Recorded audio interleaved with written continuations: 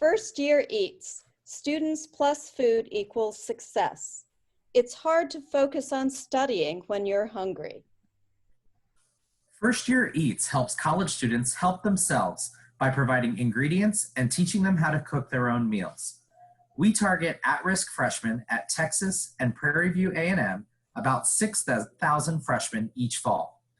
Food banks provide only part of a solution. They don't make a student self-sufficient. We help students get food and cook it so they learn how to provide for themselves. Our team has a responsibility for student success and the ability to do something about it.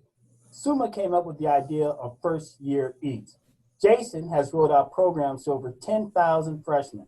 As an employee of Prairie View A&M University for 20 years, I know the community, culture, resources, and needs.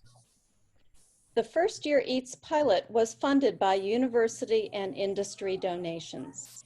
The Lone Star Prize would let us show that First Year Eats should be part of university budgets. The First Year Eats pilot was a tremendous success and closed the grade gap between low-income students and their peers.